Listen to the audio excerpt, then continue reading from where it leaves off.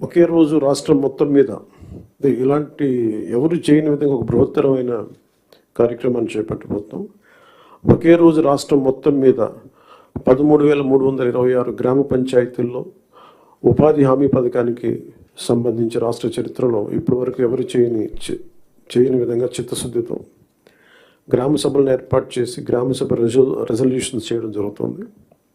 ఇది గ్రామ పంచాయతీలని బలోపేతం చేసే దిశగా మా కూటమి ప్రభుత్వం అడుగులు వేస్తుండటానికి మొట్టమొదటి మహత్కార్యమే ఇందుకు నిదర్శనం. 2014-19 మధ్యకాలంలో సుమారు 10,000 గ్రామాల్లో ప్రారంభించిన సాలిడ్ వేస్ట్ మేనేజ్మెంట్ ప్రోగ్రామ్ని ముందుకు తీసుకెళ్లాల్సిన అవసరం ఉంది. అలాగే పైలట్ బేసిస్లో పిఠాపురం నియోజకవర్గంలో ఇన్నోవేటివ్ ప్రాక్టీసెస్తో ప్రవేశపెట్టబోతున్నాం. గ్రే వాటర్ మేనేజ్మెంట్ మెథడ్ ద్వారా లిక్విడ్ వేస్ట్ మేనేజ్మెంట్ని ప్రాపర్గా డిస్పోజ్ చేయడంలో ఒక ప్రాధాన్యత ఇవ్వబడుతుంది.